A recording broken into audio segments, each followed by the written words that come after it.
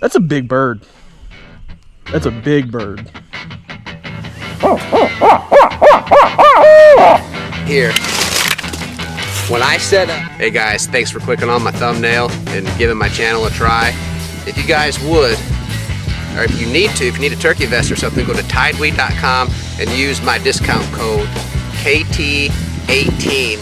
Get you 18% off at checkout of a whole slew of products. Me and my boy have been running this Tideweed vest, and I like it. It's been good. Keeps my stuff quiet, and man, fits everything. Very pleased with it. Check it out.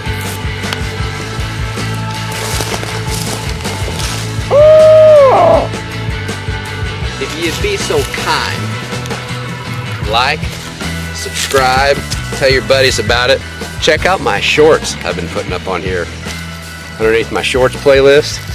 Man, we've had some of them do pretty dang good. This last one I posted went 20K plus views, 19 or 20K.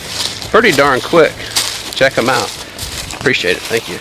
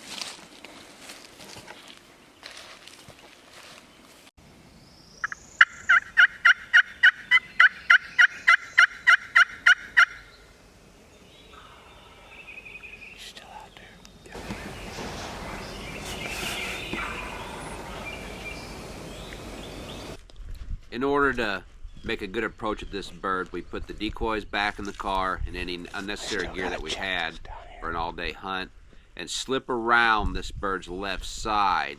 He was in these woods here in the video on the right side at the end of the timber block on just a ridge with a flat top, and we moved up and got on that same ridge with him.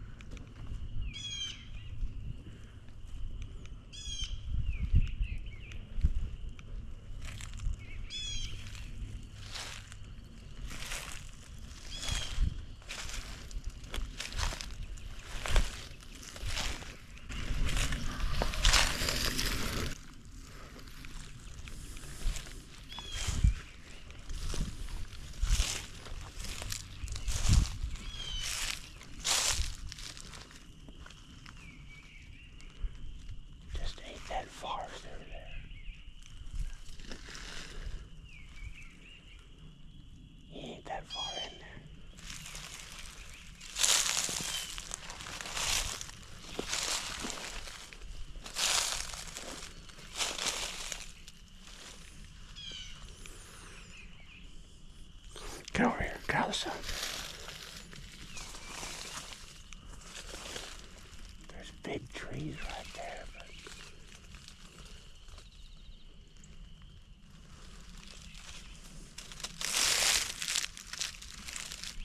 stay well.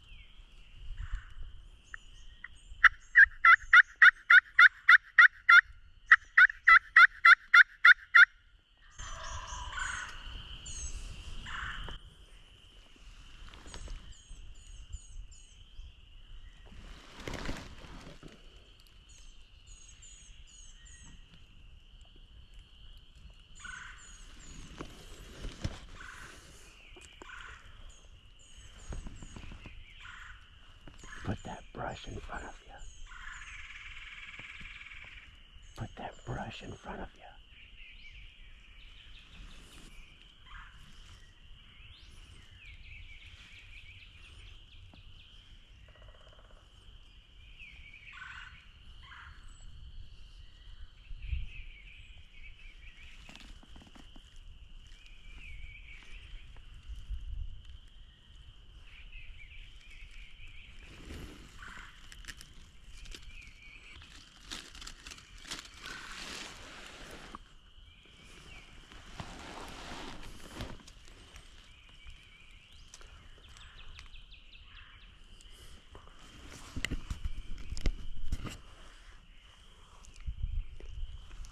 He's coming.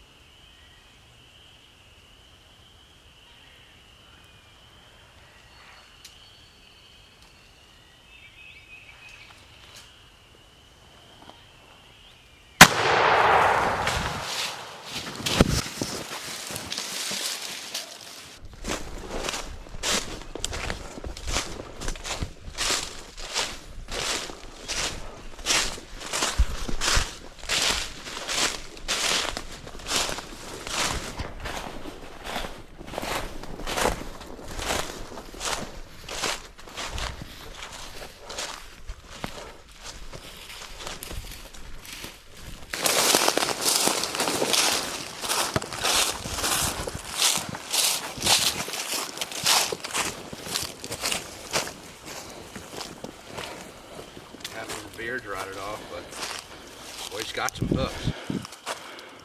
Wow. Hey, did you see him coming through the timber? I heard him. Couldn't see him. I heard him. Are you recording? Yeah. I seen like a head bob, and I seen him rolling up, and I said, full fan, boom, boom, boom, boom, coming dead on us, right pinpointed to the dang collar. Gets right at shooting range, slips left to come out here, and I thought, now ain't he gonna do just like what them did? Yeah. You know, move us. 2 years ago, I killed one in the same field, but on that side. You talk about rolling quick. Yeah. I know everybody's shooting all that TSS and all that fancy stuff, but I just punch through, show them that briar line. I just punch through like 3 yards of briars from in there to that big tree and just beat them. Wow. Look at that baby.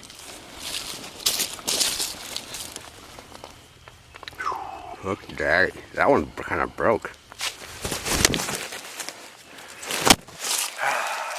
Did you see me turn to shoot him? Yeah. Rolling? Yep. You probably couldn't see him on there though, could you? No. Congrats, man. Bye. Well, gosh.